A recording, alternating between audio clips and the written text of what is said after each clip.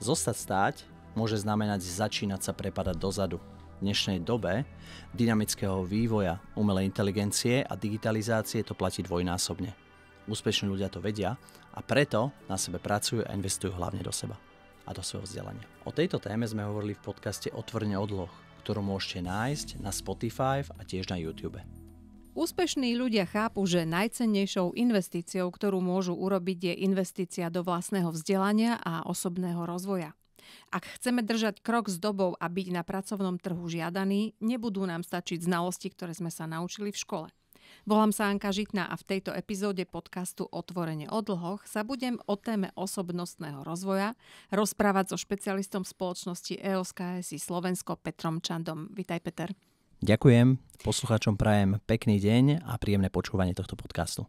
Peter, kedysi som čítala takú knihu, že všetko, čo som sa potreboval naučiť o živote, som sa naučil v materskej škole. A je to taká kniha poviedok. Tuto sme si v úvode povedali, že nám to nestačí, čo sme sa naučili v škole, že treba, keď sa chceme osobnostne rozvíjať, že potrebujeme sa stále učiť nové veci a my sa dnes budeme hovoriť o tomto, alebo o tejto téme budeme hovoriť v kontexte financií, finančného vzdelávania, respektíve nejakého manažovania svojich vlastných financií, aby sme sa nedostali do situácie, keď máme problém treba s dlhmi. Čiže ako k tomu dospelý človek má pristupovať, ktorý už teda ukončil všetky školy, má všetky diplomy doma, v poličke má tú knihu Petra Falgema o tom, že všetko, čo potreboval vedieť, sa naučil v materskej škôlke. Ako teraz sa k tomu mám postaviť? Kde mám začať hľadať? Čo je pre mňa tá inšpirácia, že aha, takto, tuto sa potrebujem vzdelávať? Ďakujem, Anka, dobrá otázka opäť. Ja si myslím, že každý si musí asi tieto veci nájsť sám. Musí si nejak stanoviť svoj cieľ a ja začnem trošku inak. Ty si začala tou poviedkou, že všetko, čo sme potrebovali vedieť, sme sa naučili v základnej škole, v materskej škole dokonca. A samozrejme, toto podľa mňa už neplatí. Sami vidíme, ako dynamicky sa svet vyvíja, ako ide dopredu digitalizácia, ako ide dopredu umelá inteligencia a jednoducho veci s tým spojené. Svet sa dynamicky mení a keď zoberieme nás, ľudí, tak to, že sme dospeli až sem niekedy do roku 2025 je vďaka tomu, že sme sa stále vedeli prispôsobiť. A toto platí aj teraz a vlastne o tomto tá téma má byť. A ty si správne povedala, že dnes to celé akýsi spôsobom obmotáme s dlhmi a financiami, ale ja si myslím, že je to vo všeobecnosti, pretože aj to udržať si zamestnanie a byť konkurencieschopný na pracovnom trhu je jeden z faktorov, ktorý ovplyvní, či som schopný splácať svoje záväzky, alebo nie som. Pretože keď si skutočne majú dať ruku na srdce, asi je málo ľudí v tomto svete, ktorí dokážu fungovať z nejakých peňazí, ktoré niekde vznikli, niekde ich dostali alebo im boli zverené. Väčšina z nás si peniaze, ktoré miňa musela zarobiť alebo stále kontinuálne zarábať musí, pretože s tým, ako nám rastú aj príjmy, tak veľakrát nám rastú aj výdavky. A o tom jednoducho ten život je. Sami to vidíme aj na raste všetkých cien a podobných vecí. A ja mám také základné motto v živote. A to hovorí, že ostať stáť znamená prepadať sa dozadu. A týmto sa snažím riadiť, pretože je to podľa mňa absolútne pravdivá myšlienka. Ak prestanem na sebe pracovať, všetci ostatní naokolo, ktorí na sebe pracujú, ma predbehnú. A takto to funguje aj v tom bežnom živote. V dnešnej dobe áno, ty si to povedal, tie technologické možnosti nám život neskutočne zrýchľujú a neskutočne nám aj ho uľahčujú, keď sa to tak vezme, ak to v práci nie je schopný reagovať na využívanie tých najmodernejších technológií, ten má problém, pretože nestíha. Nemá to tempo také rýchle, ako ho majú kolegovia, ktorí technológie používajú. A teraz opäť, kde hľadať? Akým spôsobom sa okolo seba pozerať? Ako si vôbec uvedomiť, kedy je ten bod, že tu si uvedomím, že aha, tak ja niečo nestíham, že zostávam, zatiaľ čo iní idú dopredu, ja zostávam stáť na mieste. Čo robiť v takej situácii? Myslím, že jeden z tých základných signálov pre nás všetkých bola aj samotná pandémia, ktorú sme si dávno zažili. A tá nám ukázala, že zrazu dokážeme skokovo ísť dopredu a veci, ktoré boli bežne, či už pracovne alebo v našich životoch, možno, nechcem povedať, že nepredstaviteľné, ale nie je potrebné ich realizovať tak dynamicky, boli urobené v priebehu pár týždňov. Skutočne, či už to boli forma home officeov, ktoré bolo potrebné nejakým spôsobom do rôznych firiem implementovať, alebo to boli nejaké zmeny tých pracovných návykov, alebo teraz sú to tie AI technológie, s ktorými sa každý deň stretávame. Toto všetko je tým motivátorom, ktorý nám má hovoriť, je potrebné, aby si z toho dobou vyšiel, ak chceš byť pre tú dobu použiteľný, ak chceš byť pre tú dobu zaujímavý a chceš aj v budúcnosti na pracovnom trhu mať svoju pozíciu a byť ten, po ktorom je dopyt. To znamená, podľa oblastí možno, ktorých aj teraz robíme, skúsiť uvažovať a skúsiť vyhľadať informácie, ktorým smerom sa tá daná oblasť hýbe, ktorým smerom sa hýbe celkovo externé prostredie, čo sú možno tie nástroje a techniky, ktoré v budúcnosti budú potrebné.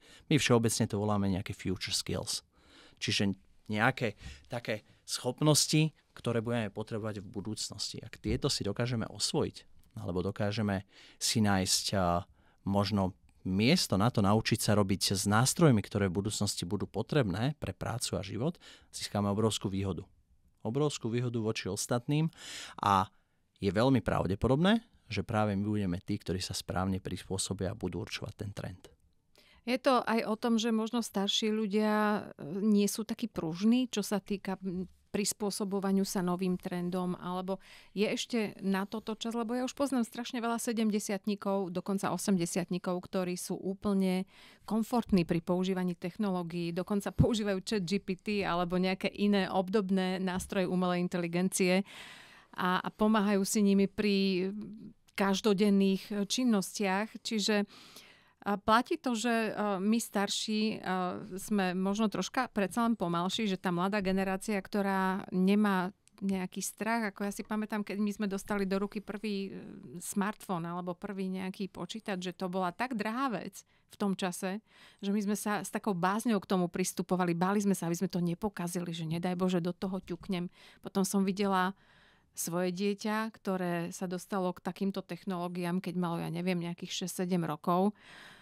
A išlo to ako keby automaticky. A dnes tie malé deti vlastne vyrastajú s novými technológiami.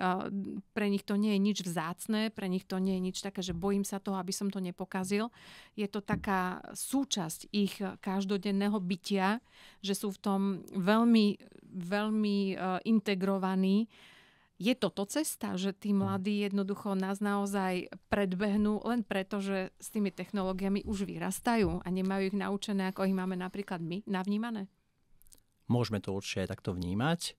Historicky, keď sa na to pozrieme, tak vždy nová generácia zažívala niečo, čo tá predtým nezažila. A naopak. Ale čo má vždy nová generácia iné, alebo čo jednoducho musela sa prispôsobiť nová generácia oproti tej staršej, je tá dynamika zmeny. To si môžeme všimnúť. Jednoducho, okolo nás externé prostredie sa neustále menilo a my ako ľudia sme sa tomu museli prispôsobovať. A trošku odbočím, aby som vlastne sa dostal k tej pointe toho celého, ale zúčastnil som sa jedného veľmi zaujímavého workshopu a tam pán, ktorý to mal celé na starosti a viedol to, tak sa venoval takým technikám leadershipu a hovoril, že vlastne jeden nemenovaný, ale je to inštitút vlastne európsky, robil jeden veľký prieskum a hovoril, že naša generácia sa s veľkými zmenami, a teraz veľké zmeny berme ako povedzme aktuálne vojna na Ukrajine alebo to pandémia, sa s veľkými zmenami stretáva zhruba za rok a pol až 2. A tým sa musí prispôsobiť. To drastické zmeny, kedy človek, čo samozrejme od prírody, má rád pohodu, má rád ten status quo, ale na druhej strane je nútený sa tomu prispôsobiť, aby prežil a musí ich príjmať. A naše deti, podľa tejto štúdie, aj vzhľadom na menia sa externé prostredie, technológie, ktoré nás ovplyvňujú, aj tú dynamiku vývoja tých technológií AI, budú takéto veľké zmeny pociťovať aj raz a zhruba za týždeň a pol až 2. Čo je šokujúca informácia pre nás. Ale nie už pre tých mladých, ktorí skutočne do toho vývoja prídu. Pokiaľ sa dá takto zrýchľovať, hej? Lebo to je dobrá otázka. No? To je dobrá otázka a na toto myslím, že nikto nebude mať odpoveď. Pretože keby som, a teraz to poviem opäť trošku s nadsázkou, mojej starej mame, ktorá už dnes nežije, rozprával o smartfónoch, o technikách, ktoré sú Teamsoch alebo nejakých veciach spojených s výmenou informácií, ktoré máme na úrovni jednotlivých krajín. asi by tomu veľmi nerozumela. Tak ja neviem, moja babinka mala 93 rokov, keď odišla z tohto sveta.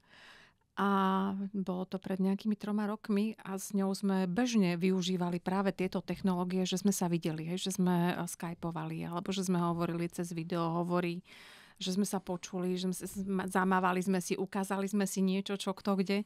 Čiže ten technologický pokrok od toho, že ja keď som bola dieťa, tak sme mali tie vytáčacie telefóny, pevné linky. A ani nie, že tie tlačítkové, ale vytáčacie. A to bolo teda naozaj o dušu spasenú sa niekam dovolať takýmto spôsobom. A dnes máme videohovory a používame technológie, ktoré nám umožnia vidieť sa, počuť sa v reálnom čase, ako keby sme sedeli vedľa seba v jednej miestnosti.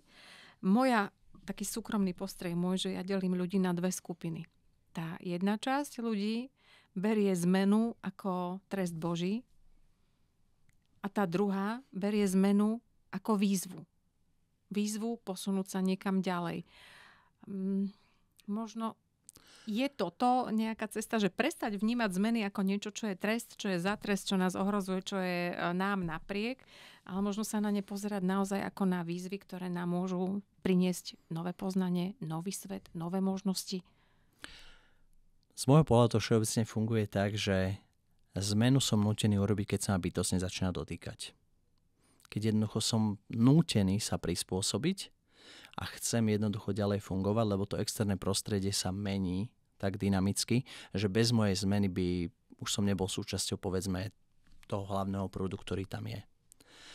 A sú potom ľudia, a je to obdivuhodné, naozaj ja to vidím aj na mojej mame, ktorú pozdravujem týmto, a ktorí dokážu tieto nové technológie rovnako vstrebávať, možno nie tak dynamicky ako úplne mladí ľudia, ktorí skutočne pozerajú jednotlivé videá, preklikujú po pár sekundách, ale používa WhatsApp, používa Facebook, je s nami v kontakte, tak ako ty si hovorila o svojej starej mame a o tej komunikácii.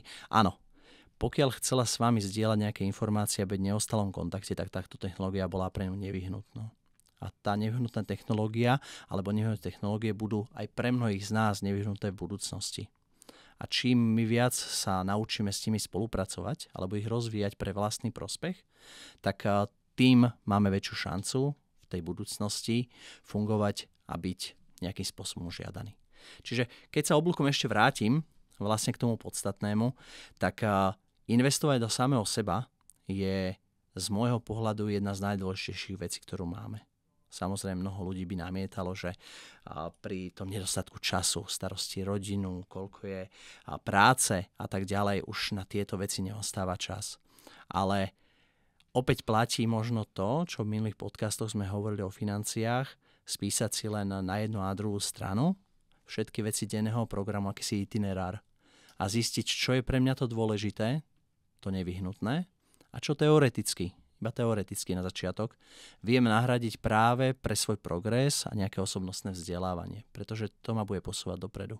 To bude budovať moju budúcnosť a jednoducho nenechám mať zaseknutého niekde v minulosti, kde už sa stanem časom nepotrebný. Ďakujem pekne, že si našiel čas. Ďakujem aj ja veľmi pekne. Mojím hosťom bol dnes špecialista spoločnosti EOS KSI Slovensko Peter Čanda. Ďakujeme vám za pozornosť a počujeme sa v ďalšej epizóde podcastu Otvorenie o dlhoch. Dovidenia. Prajem pekný deň. Dovidenia.